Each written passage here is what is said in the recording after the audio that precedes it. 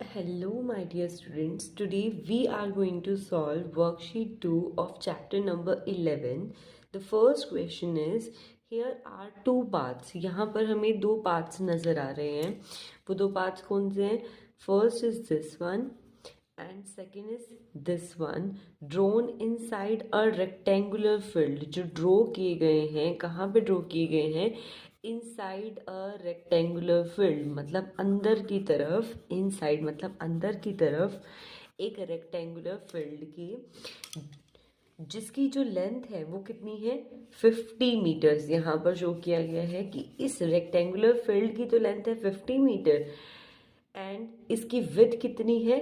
35 metre. आपको arrows देखने हैं, एक यहाँ से स्टार्ट हो रहा है और एक यहाँ से स्टार्ट हो रहे हैं. ठीक है, तो फिर हियर आर टू पार्ट्स. यहाँ पर टू पार्ट्स है, एक तो ये वाला, एक ये वाला. Drawn inside a rectangular field, जो एक रेक्टेंगुलर फील्ड, ये एक रेक्टेंगुलर फील्ड है, उसके अंदर ड्रॉ किए गए हैं 50 मीटर लेंथ, जिसकी जो लॉन्ग है, कितना लेंथ है वो 50 मीटर है एंड 35 मीटर वाइड, और जो इसकी चौड़ाई है वो 35 मीटर है. The width of each path is 5 metre.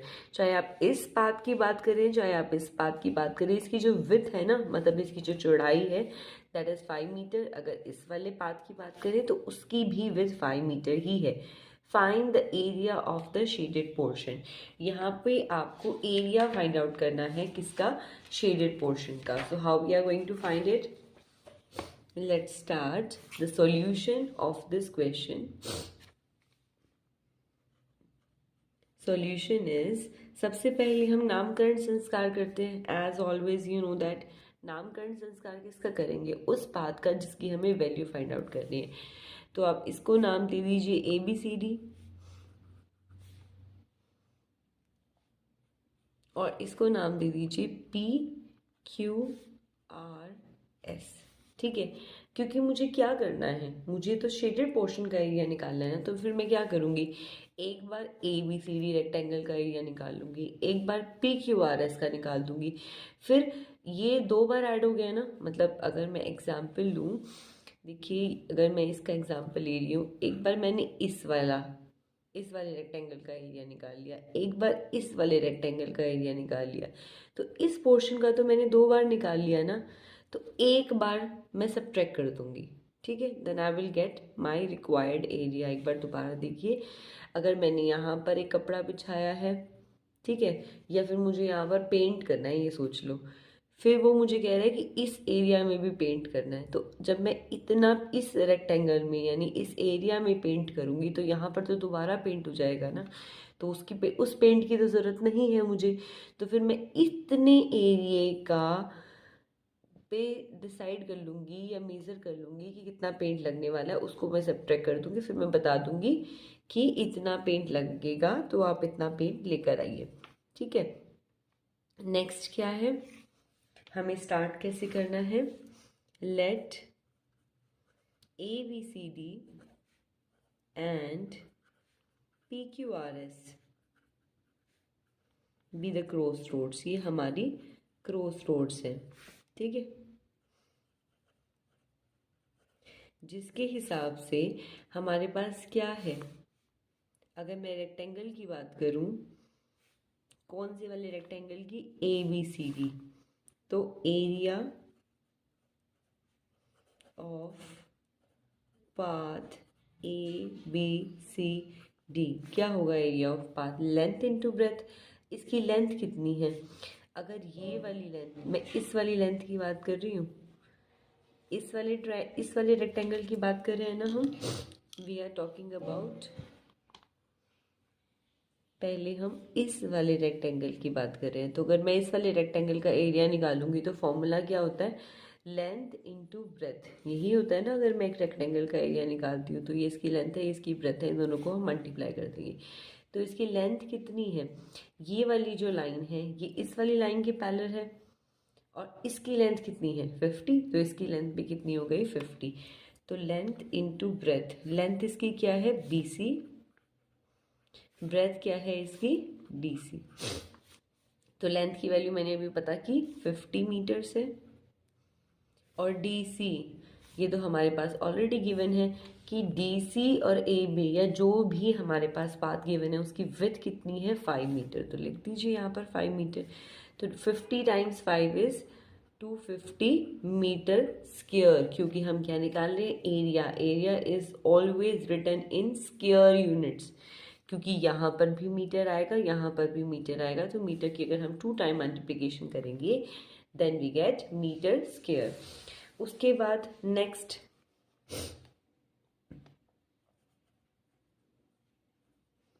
Area of path, कौन से वाले पाथ का एरिया निकालना है, PQRS।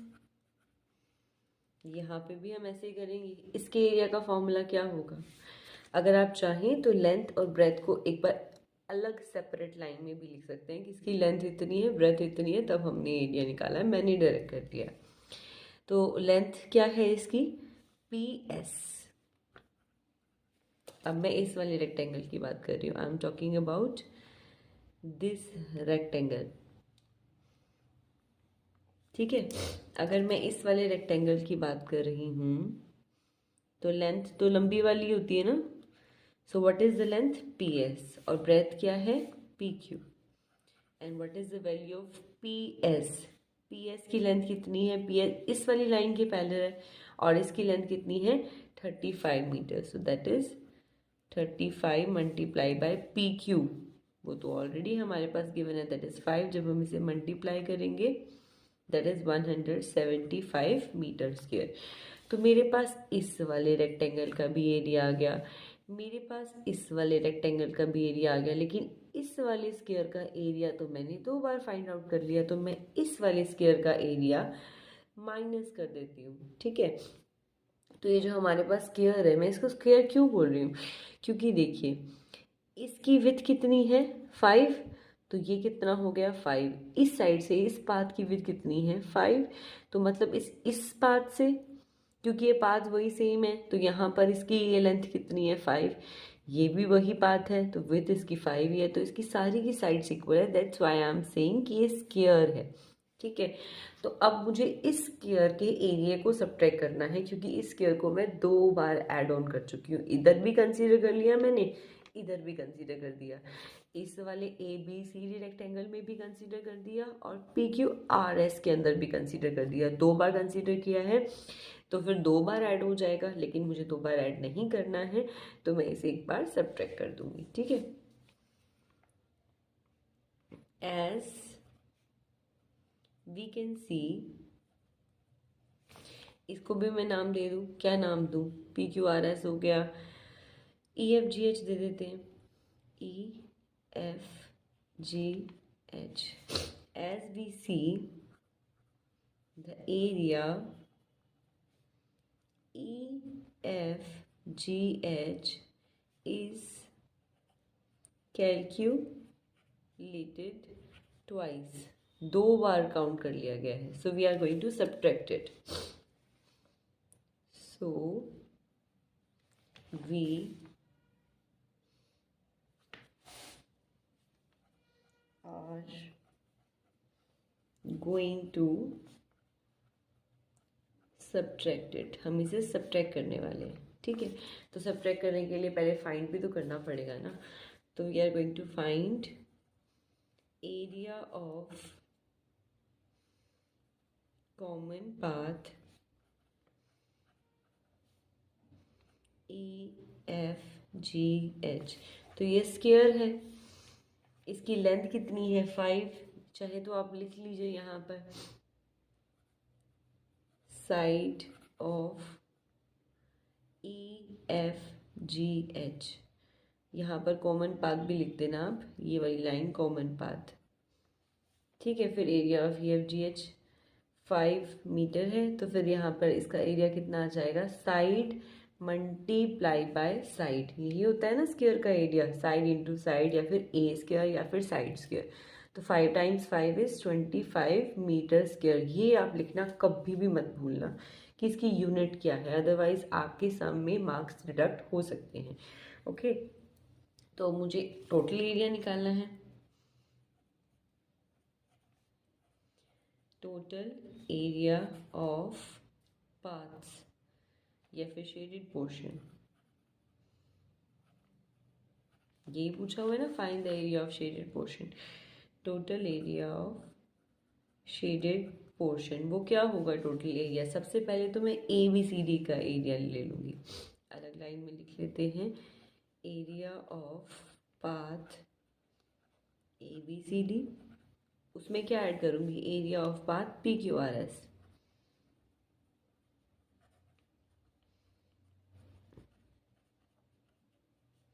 सबट्रैक्ट क्या कर दूंगी? वो वाला पाथ जो 2 बार ऐड हो गया है। Area of EFGH। तो एरिया ऑफ ABCD हमने क्या फाइंड आउट किया था? We are going to highlight it. 250। Area of PQRS again highlighted, minus area of EFGH -25। ठीक है, तो ये देखिए 175 में से जब मैं 25 को सब्ट्रैक्ट कर दूंगी then I get 150। 150 plus 250 is 400 metre square. So that is the answer of our required, which is required. That is the answer which is required in the first question of worksheet 2 chapter 11. Let's move on to the second question. Okay, so our next question is an oblong garden. Oblong का मतलब क्या होता है? कोई भी हमारे पास enlarged figure, कोई बड़ा सा figure है जिसकी 2 लेंथ्स हैं और 2 ब्रेथ है, मतलब जो थोड़ा बहुत बड़े साइज का होता है, जिसकी 2 लेंथ लंबी होती हैं और 2 साइड्स छोटी होती हैं, या फिर ओवल शेप के लिए बारे में भी आप डिस्कस कर सकते हो। मतलब कोई ऐसा फिगर जो एक एनलार्ज एरिया के अंदर बनाया जाता है। ठीक है, an oblong garden measure 60 metre and by 55 metre. मतलब इसकी लेंथ कितनी हो गई? इट्स लेंथ इज 60 मीटर और इसकी ब्रेथ कितनी है? 55 मीटर। यहाँ पर हम एरोज लगा देंगे, अदरवाइज मिस्टेक्स हो जाती हैं। So the length and breadth is given, that is 60 meter and 55 meter। ठीक है, from the center of each side, चाहे मैं इस साइड की बात करूँ, चाहे मैं इस साइड की, चाहे मैं इस साइड की, किसी भी साइड की बात करूँ, उसके सेंटर में से एक पाथ जा रहा है हमारा। This is the path 2 metre wide, जिसकी विड्थ कितनी है? अब यहाँ की मैं विड्थ की बात करूँ, सो दैट इज 2 मीटर। ठीक है, इसी तरह से अगर मैं इधर की भी विड्थ की बात करूँ, दैट इज ऑल्सो 2 मीटर। यहाँ पर मैंने एरोज लगाए बिकॉज यही वाली है विड्थ हमारी। ठीक है, across the centre, across to the centre of the opposite side, मतलब सेंटर से अपोजिट साइड्स में जा रहा है। Find the area of the path, दोबारा से मुझे इसी पाथ का एरिया निकालना है, और जिसका एरिया मुझे निकालना होता है, I have to highlight that portion. मैंने लाइट किया है, आप अच्छे से कर लेना। Okay, let's start the solution. सबसे पहले हम क्या करते हैं? वी डू द नामकरण संस्कार। नामकरण संस्कार में हम कोई भी नाम दे देते हैं। इस रेक्टेंगल को मैं नाम देती हूँ ABCD। Then I'm going to give name to this rectangle PQRS।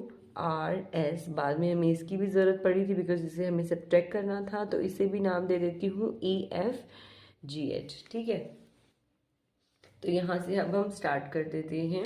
तो स्टार्ट करने से पहले हमें इन दोनों पार्ट्स का एरिया निकालना है। मैं आपको बता दूँ कि हमें इन दोनों पार्ट्स का एरिया निकालना है। फिर उसके बाद हमें क्या करना है? आई हैव टू सब्ट्रैक्ट, जो कॉमन वाला एरिया है उसे सब्ट्रैक्ट करना है। ठीक है, तो दोबारा से हम वहीं से स्टार्ट करेंगे। Let ABCD and PQRS be the cross roads. ये हमारे क्रॉस रोड्स हैं।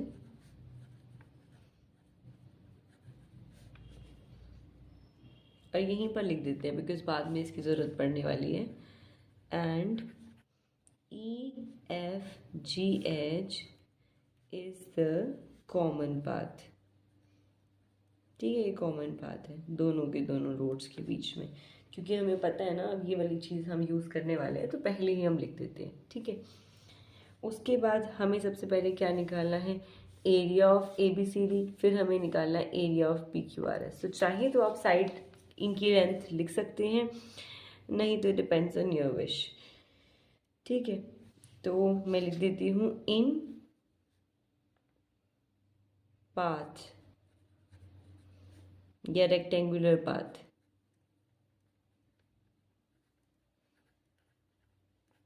Rectangular path ABCD।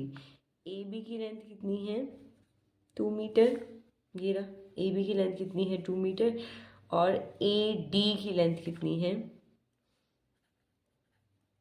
ये AD है ना, ये किस लाइन के पैरेलल है, इस वाली लाइन की, और इसकी लेंथ कितनी है, ये AD इस वाली लाइन के पैरेलल है, और इस वाली लाइन की लेंथ कितनी है 60 मीटर, तो इसकी लेंथ भी हो गई 60 मीटर। तो एरिया ऑफ पाथ, कौन से पाथ का, ABCD का, जो दो हमने यहाँ पर यूज़ किए वही बोल देते हैं हम। लेंथ क्या है इसकी AD, ये हम BC भी लिख सकते हैं, AD भी लिख सकते हैं, क्योंकि दोनों लेंथ है, AD भी हमारी लेंथ है और BC भी हमारी लेंथ है। मल्टीप्लाई बाय, अगर मुझे ब्रेथ लिखनी है तो मैं AB भी लिख सकती हूँ, DC भी लिख सकती हूँ। मैंने ऊपर AB मेंशन किया इसलिए मैं AB लिख रही हूँ। ठीक है, आपका मन करे जो आप वो लिखिए। AD की लेंथ 60, AB की 2, so that is 60 time 2 is 120 metre square. इसी तरह से इन रेक्टेंगुलर, अब अगले रेक्टेंगुलर पाथ की बात करते हैं। इन रेक्टेंगुलर पाथ PQRS, अब मैं PQRS की बात करती हूँ। ठीक है, तो PQRS में लेंथ क्या होगी PS की लेंथ कितनी होगी, देखो ये वाली है ना PS किसके पैरेलल है, इस वाली लेंथ की, तो इस वाली लेंथ की वैल्यू कितनी है, इसकी लेंथ कितनी है 55 मीटर, और इसकी ब्रेथ चाहे आप PQ मान लो चाहे आप RS मान लो, depends on your wish. PQ कितनी है, अभी हमने बोला कि हर पाथ की जो विड्थ है वो 2 मीटर है, तो इसका एरिया क्या होगा, एरिया ऑफ पाथ PQRS। देखिए पिछले वाले सम में मैंने इसकी जो स्टेटमेंट है वो थोड़ी सी डिफरेंट रखी थी, इस वाले सम में थोड़ी सी डिफरेंट रखी है। तो जिस मेथड या जो स्टेटमेंट की प्रोसेस आपको अच्छी लगे आप वो फॉलो कर सकते हैं। आपकी बुक में एक एग्जाम्पल भी गिवन है, आप वो वाली स्टेटमेंट की प्रोसेस भी फॉलो कर सकते हैं। आप किसी तरह से भी लिखिए, आपकी एक्सप्लेनेशन बिल्कुल परफेक्ट होनी चाहिए, अच्छे से समझ में आना चाहिए रीडर को कि आपने क्या लिखा है, कहाँ से लिया है, क्या लिया है, क्या आप कर रहे हैं, कौन सा स्टेप आप फॉलो कर रहे हैं।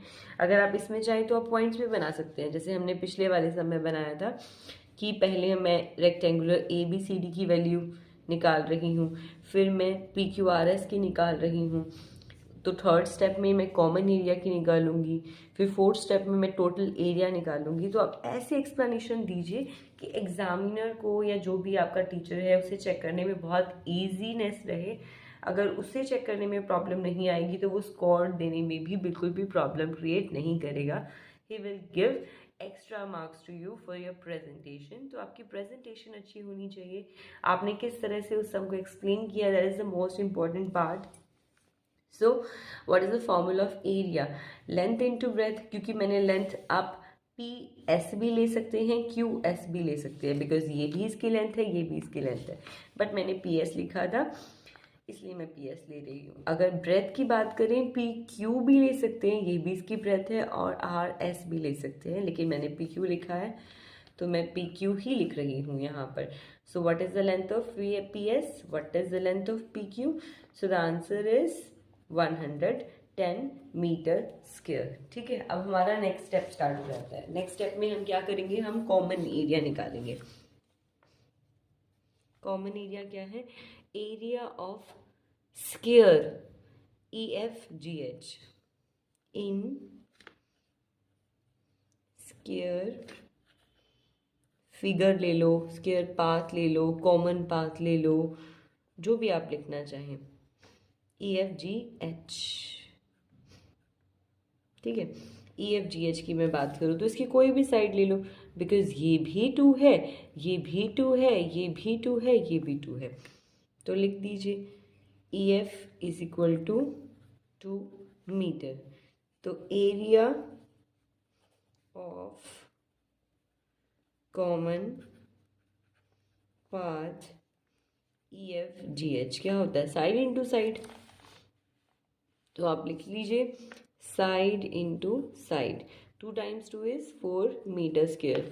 अगर आपको कुछ नहीं दिखा है तो फिर मैंने यहाँ पर कुछ भी नहीं किया है, PS मल्टीप्लाई बाय PQ, मतलब लेंथ इंटू ब्रेथ। लेंथ की वैल्यू मैंने यहाँ से उठा दी, ब्रेथ की वैल्यू मैंने यहाँ से उठा दी, इसको सॉल्व कर दिया, देना कहता है आंसर। फिर मैं स्क्वायर फिगर EFGH पे जाती हूँ, EF की वैल्यू 2 आने वाली है, वो मैंने यहाँ लिख दी। Now our fourth step is total area.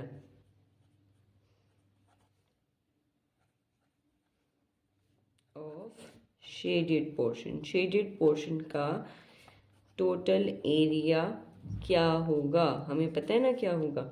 क्या होगा? सबसे पहले एरिया ऑफ पाथ ABCD, ठीक है। फिर उसमें क्या ऐड करेंगे? Area of path PQRS minus क्या करेंगे? कॉमन वाला area, area of path EFGH, ठीक है। मैंने क्या किया? ABCD का एरिया, PQRS का एरिया, फिर ये वाला कॉमन एरिया जो 2 बार ऐड ऑन हो गया था उसे मैंने एक बार सब्ट्रैक्ट कर दिया, यानी EFGH का, ठीक है। तो इन सब की वैल्यूज हम फाइंड आउट कर चुके हैं, हाईलाइट कर देते हैं। ABCD का एरिया कितना था? 120। PQRS का एरिया कितना था? 110। कॉमन एरिया कितना था? 4 मीटर। तो ये सारी की सारी वैल्यूज हम यहाँ पर पुट कर देते हैं। ABCD area, area of PQRS minus area of EFGH। तो इन दोनों को ऐड करेंगे, कितना आ जाएगा? That is 230। 230 में से 4 को सब्ट्रैक्ट करूंगी, आएगा 226 metre square. That is the required answer of second question. That's all. As you can see it is very easy. आपको सिर्फ समझना है कि क्वेश्चन में आपको जो एरिया, जो पाथ दिया गया है वो उसके सेंटर में से क्रॉस करता है या उसकी बाउंड्रीज पे है, ऑल अराउंड इट है, अदरवाइज और कुछ भी नहीं है इस वाली, इन दोनों की दोनों वर्कशीट में। फर्स्ट वर्कशीट में था जो एरिया निकालना था वो आउटर, मतलब पाथ जो था ना वो बाउंड्रीज पे था। अब जो हमें पाथ निकालना है, जिस पाथ का एरिया निकालना है वो सेंटर में से क्रॉस होता है, बस और कुछ भी नहीं करना। हमें सिर्फ ये देखना है कि कौन सा एरिया निकालना है। अगर जो बाउंड्रीज पे है तो फिर मैं क्या करूँगी? पहले बाहर वाला एरिया, बाहर वाले रेक्टेंगल का एरिया निकालूंगी, अंदर वाले का निकालूंगी, फिर इसे सब्ट्रैक्ट कर दूंगी, then I get the area of path. लेकिन अगर वो मिडल में से पास करता है तो पहले मैं ये वाला एरिया निकालूंगी, फिर इस वाले रेक्टेंगल का एरिया निकालूंगी, फिर जो कॉमन पोर्शन है उसे सब्ट्रैक्ट कर दूंगी। That's all. Let's move on to our third question. Okay, so our third question is a rectangular plot of land 300 meter long. एक rectangular plot है जिसकी लेंथ हमारे पास कितनी गिवन है? लेंथ है हमारे पास 300 मीटर, ठीक है। इस वाले रेक्टेंगुलर प्लॉट की लेंथ तो है 300 मीटर एंड 250 मीटर ब्रॉड। इसकी जो विड्थ है वो कितनी है हमारे पास? 250 मीटर्स। It has 2 roads. इसके अंदर 2 रोड हैं, एक तो ये वाला, एक ये वाला। ईच 3 मीटर वाइड, दोनों के दोनों 3 मीटर चौड़े हैं। तो अगर मैं इसकी विड्थ लूँ तो ये भी 3 मीटर ही आएगी। ये एरो अंदर वाली साइड आएंगी क्योंकि मैं सिर्फ अंदर वाले इस पोर्शन की बात कर रही हूँ। यहाँ पे एरो मैंने बाहर लगाए हैं, यहाँ पर मैंने अंदर वाली साइड लगाया, because I am talking about this line, ठीक है।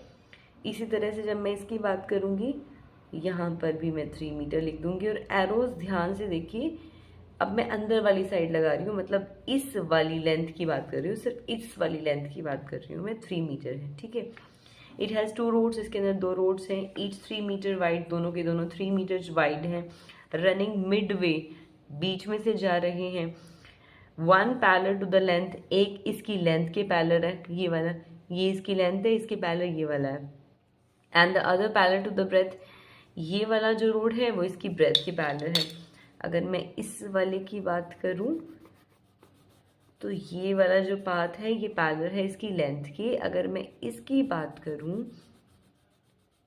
तो ये पैरेलल है इसकी ब्रेथ के, ये इसकी ब्रेथ है, इसके पैरेलल बना हुआ है, ठीक है। Find the area of the roads, तो दोबारा से मुझे रोड्स का एरिया निकालना है। इस वाले का निकालूंगी, इस वाले का निकालूंगी, कॉमन पोर्शन को सब्ट्रैक्ट कर दूंगी, then I will get the area of the road.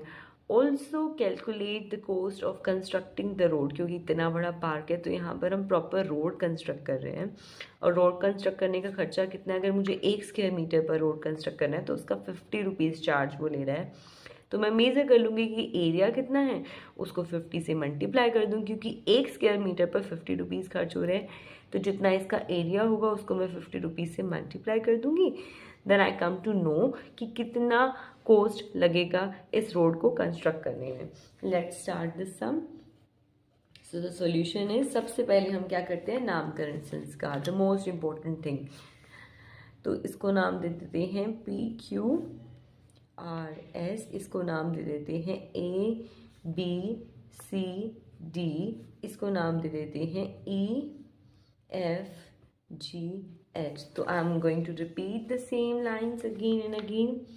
Late ABCD and PQRS are the crossroads, ये हमारे क्रॉस रोड्स हैं, and EFGH is the common path, ये हमारा कॉमन पाथ है, ठीक है। आगे बात समझ में। अब मुझे क्या करना है, I have to find the area of PQRS। तो दोबारा से फर्स्ट पॉइंट है, क्या है, इन रेक्टेंगुलर पाथ या रोड ले लो आप, PQRS। तो लेंथ इसकी क्या लूँ, PS ले लेती हूँ। PS किसके पैरेलल है, 250 के। ये जो हमारी लेंथ है, लेंथ वो होती है जो लंबी होती है, ये ब्रेथ थोड़ी छोटी है इसलिए ये हम लेंथ लेंगे। तो लेंथ किसके पैरेलल है, इस वाली साइड के। तो इस वाली साइड की लेंथ कितनी है, 250, तो इसकी भी हो गई 250। और ब्रेथ क्या लेंगे हम, PQ भी ले सकते हैं, RS भी ले सकते हैं, तो आप PQ ले लीजिए। हमने बार बार बोला है कि जो इसकी विड्थ है ना वो हर जगह कितनी है, 3 मीटर, यहाँ पर भी लिखा हुआ है, यहाँ पर भी लिखा हुआ है, तो ये भी हो गई हमारी 3 मीटर। तो एरिया ऑफ पाथ लिख लो, रोड लिख लो, इसने रोड बोला है, आप रोड लिख लीजिएगा सारी जगह। PQRS वो क्या होगा, लेंथ मल्टीप्लाई बाय ब्रेथ। तो लेंथ है इसकी 250, ब्रेथ है इसकी 3, तो आंसर आ गया 750 मीटर स्क्वायर। सबसे इम्पोर्टेंट बात क्या लिखना है हमें, मीटर स्क्वायर, ठीक है। तो अगले पॉइंट की बात करें, इन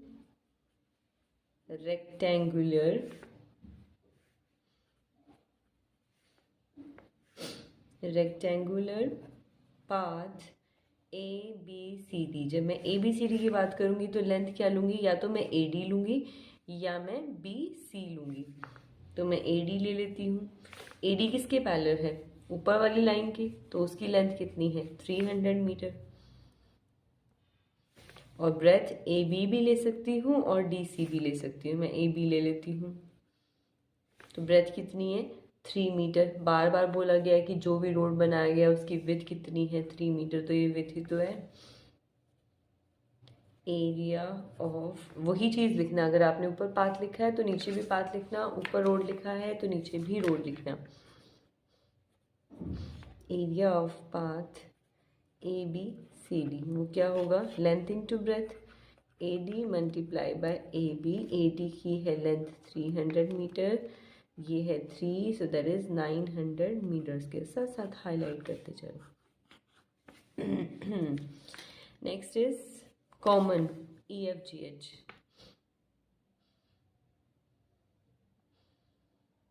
लेंथ या साइड डायरेक्ट लिख लो या फिर लिख दो in common path EFGH।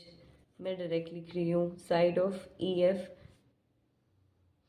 Is equal to कितनी होगी, इसकी विथ यहाँ पर भी 3 है, यहाँ से लोगे तो इधर भी 3 है, यहाँ से लोगे तो इधर भी 3 है, यहाँ से लोगे तो इधर भी 3 है, तो साइड कितनी है 3 मीटर। आप लिख ही लेना यहाँ पर इन कॉमन पाथ EFGH। ज़्यादा अच्छे से एक्सप्लेनेशन हो ना तो थोड़ा अच्छा लगता है, और सेम सीक्वेंस फॉलो करोगे। एरिया ऑफ EFGH क्या हो जाएगा 3 मल्टीप्लाई बाई 3, यहाँ पे भी आपको चलो छोड़ो, 3 टाइम्स 3 इज 9 स्क्वायर। तो फिर अब लास्ट स्टेप मेरे पास क्या है, इधर लास्ट स्टेप नहीं है, इधर मुझे कोस्ट भी निकालनी है, ठीक है। तो यहाँ लिखूंगी टोटल एरिया। तो टोटल एरिया क्या होगा, एरिया ऑफ पाथ। इस क्वेश्चन में ना रोड बोला गया है तो आप रोड लिखना, वो ज़्यादा अच्छा लगेगा। एरिया ऑफ पाथ PQRS, मैंने पहले लिख दिया पाथ इसलिए मैं पाथ लिख रही हूँ, अदरवाइज आपको रोड लिखना है क्योंकि ऊपर क्वेश्चन में उसने रोड के बारे में बात की है, उसने रोड बनाना है। बना तो पाथ पे ही रहा है इसलिए पाथ भी ठीक है, बट आप रोड लिखना। Area of path PQRS, area of ABCD minus area of EFGH। PQRS की वैल्यू 750, ABCD की वैल्यू 900, EFGH की वैल्यू 9। तो ये कितना आ गया 750 प्लस 900 दैट इज 1650। 1650 में से 9 सब्ट्रैक्ट करेंगे 1641 मीटर स्क्वायर। सो एक तो हमारे पास आंसर आ गया। इसके बाद इसने एक और क्वेश्चन भी पूछा कि कोस्ट कितनी लगी कंस्ट्रक्ट करने में। तो लेट्स सॉल्व द कोस्ट। तो हमारा 5th पार्ट क्या है, cost of constructing road on 1 square metre. 1 square metre पर कितना खर्च आ रहा है 50 रुपीज़। तो फिर मुझे कितने स्क्वायर मीटर पर निकालना है, I have to find the cost of 16, ये आंसर है, इसे हाईलाइट करना मोस्ट इम्पॉर्टेंट है, 1641 स्क्वायर मीटर पर। तो मल्टीप्लाई कर देंगे, बहुत इजी है, 0 5 20 32 दैट इज द आंसर। यहाँ पर आगे लिखते हैं रुपीज़, पीछे RS लिखते हैं। So that is the answer which is required in a question, that is 82,050 rupees. ठीक है, हो गया, done. Let's move on to our 4th question. Let's start our last question of this worksheet, that is a rectangular piece of ground is 45 meter long। एक rectangular piece of ground है जिसकी length कितनी है 45 metre. Arrow देखिए अंदर वाली side, ठीक है, यहीं तक खत्म है। एंड विथ इसकी कितनी है 30 मीटर। तो यहाँ पर बना दीजिए कि विथ भी हमारे पास पता है, दैट इज यहाँ पर लाइंस लगा देगा, ठीक है, 30 मीटर है। इट हैज़, यहाँ पर लाइंस लगानी क्यों ज़रूरी है, बिकॉज हम इसी तरह से हम इसकी विथ भी शो कर रहे हैं, इसी तरह से हम इसकी लेंथ भी शो कर रहे हैं, तो कन्फ्यूज़न ना हो इसलिए मैंने यहाँ पर ये लाइंस लगाई हैं और ये एरो लगाए हैं कि ये एरो सिर्फ यहाँ तक जाता है, लेकिन जब मैं इसकी लगाऊंगी तो मैं एरोज़ अंदर वाली साइड लेकर जाऊंगी कि अंदर वाली जगह की लेंथ या विथ ब्रेथ जो कुछ भी है उसकी बात मैं कर रही हूँ, ठीक है। तो रेक्टेंगुलर पीस ऑफ ग्राउंड जिसकी लेंथ है 45 मीटर लंबा है एंड 30 मीटर वो वाइड है। इट हैज़ 2 रोड्स ईच, इसके अंदर 2 रोड्स हैं, दोनों के दोनों रोड जो है वो 1 मीटर वाइड है, मतलब उनकी चौड़ाई कितनी है 1 metre. Running mid way in within it, इसके अंदर मिड वे बीच में है, तो ये भी 1 मीटर है अगर मैं इस तरह से यहाँ पर बनाऊँ, ये भी 1 मीटर है। एरोज अंदर वाली साइड जाएंगे, बहुत ध्यान से, ठीक है। विद नेट इसके अंदर है 1 पैरेलल टू द लेंथ, एक इसकी लेंथ के पैरेलल है, ये वाला जो है ये इसकी लेंथ के पैरेलल है, क्योंकि लेंथ कौन सी होती है, लंबी वाली ना, तो ये लंबी वाली है। एक इसकी लेंथ की और एक इसकी ब्रेथ की, जो थोड़ी कम लंबी होती है, एक इसकी ब्रेथ के पैरेलल है, ठीक है। एक इसकी लेंथ के पैरेलल है, एक इसकी ब्रेथ के पैरेलल है। Find the area of the road, दोबारा से हमें रोड्स का एरिया निकालना है। साथ में इसमें इस समय कुछ एक्स्ट्रा है, वो क्या है, also calculate the area of the remaining ground, मतलब ये वाले रोड्स का एरिया तो मुझे निकालना है, साथ साथ जो बच गया रिमेनिंग ग्राउंड है उसका एरिया भी निकालना है। वो हम कैसे निकालेंगे, पहले हम इस रेक्टेंगल का एरिया निकाल लेंगे, उसमें से हम इन रोड्स का एरिया सब्ट्रैक्ट कर देंगे तो बचा हुआ एरिया आ जाएगा, ठीक है। मतलब अगर मुझे ये वाला, पहले मैं रेक्टेंगल का एरिया निकालूंगी, फिर उसमें से ये वाला और ये वाला, मतलब ये जो रोड बन रही है, ये वाली रोड जो बन रही है, इन दोनों का एरिया मैं सब्ट्रैक्ट कर दूंगी। टोटल एरिया जो हमने रोड्स का निकाला था ना, बस रेक्टेंगल में से टोटल एरिया रोड का सब्ट्रैक्ट कर दूंगी। Then I will get the area of the remaining ground. उसको घास उगानी होगी, उसको कुछ काम करना होगा, so he want to know, then we will help him to know क्या होगा area. So let's start the solution. Solution start करते हैं, सबसे पहले हमारा काम क्या होता है, नामकरण संस्कार करना। तो इसको मैं नाम दे देती हूँ PQ RS, इसको मैं नाम दे देती हूँ ABCD, इसको मैं नाम दे देती हूँ EFGH, ठीक है। तो दोबारा से, let PQRS and ABCD be the crossroads, ये हमारे क्रॉस रोड्स हैं, and EFGH is the common road. अब मैं ध्यान देना, यहाँ पर मैं रोड ही लिख रही हूँ, आपको भी रोड ही लिखना है अगर ऊपर रोड मेंशन है तो। सो फर्स्ट पार्ट स्टार्ट करते हैं। इन रोड या इन रेक्टेंगुलर रोड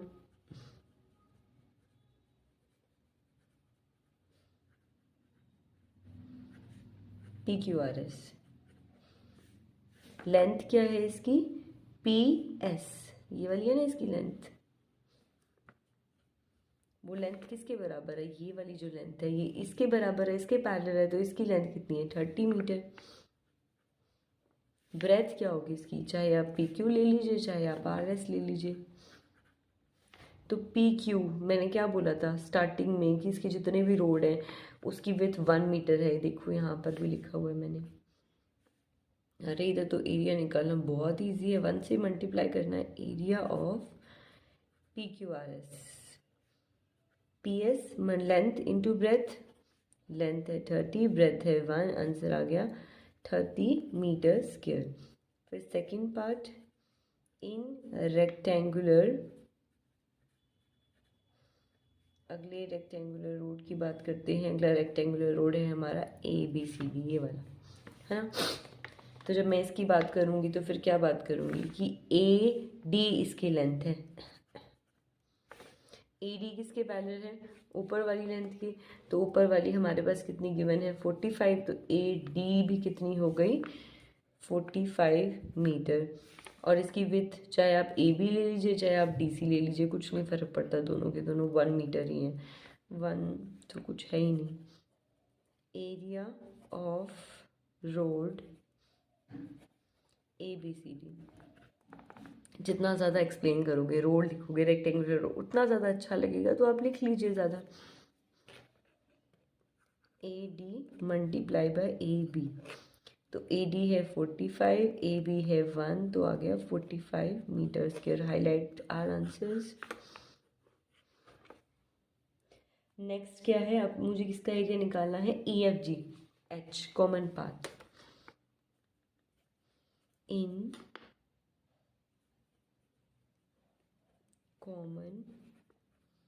कॉमन रोड कौन सा है, EFGH। साइड ही लेनी है इसकी क्योंकि सारी की सारी बराबर ही होने वाली है। देखो ये भी 1 मीटर है, ये भी 1 मीटर है, ये भी 1 है, क्योंकि ये देखो ये लिखा हुआ है ये 1 है, तो ये भी 1 होगी, ये भी 1 होगी, ये 1 लिखा हुआ है तो ये भी 1 होगी, ये भी 1 होगी। सो 1 मीटर। तो area of common road EFGH क्या होएगा, 1 मल्टीप्लाई बाय 1 यानी 1 मीटर स्क्वायर। इसको भी हाईलाइट कर दो। अब मुझे क्या निकालना है, टोटल एरिया। टोटल एरिया हमारा क्या होने वाला है, I have to find the total area. वो क्या होगा, बार बार लिखते हैं, एरिया ऑफ PQRS प्लस में क्या ऐड करेंगे, एरिया ऑफ ABCD माइनस क्या करेंगे, एरिया ऑफ EFGH। तो area of PQRS, area of ABCD minus area of EFGH, तो कितना आ गया, 74 मीटर स्क्वायर। एक आंसर हमारा आ गया। अगला क्वेश्चन हमारा क्या है, also calculate the area of the remaining ground. तो सबसे पहले हम क्या करेंगे, एरिया ऑफ रेक्टेंगल। अभी हमारा 5th पार्ट आ गया। क्या निकालेंगे पहले हम, एरिया ऑफ रेक्टेंगुलर ग्राउंड।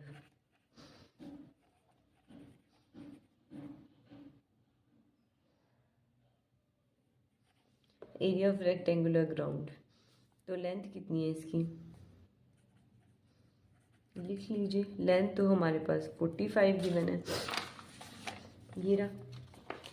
इसकी लेंथ तो है 45 मीटर और ब्रेथ है 30 मीटर। तो लिख दीजिए, लेंथ तो है हमारे पास 40 मीटर और ब्रेथ है हमारे पास 30 मीटर।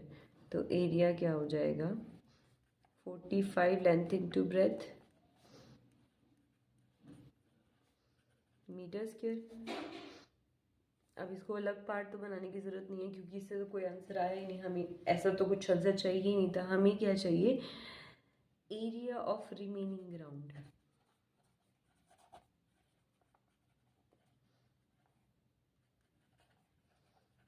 रिमेनिंग ग्राउंड का एरिया क्या होगा, एरिया ऑफ रेक्टेंगल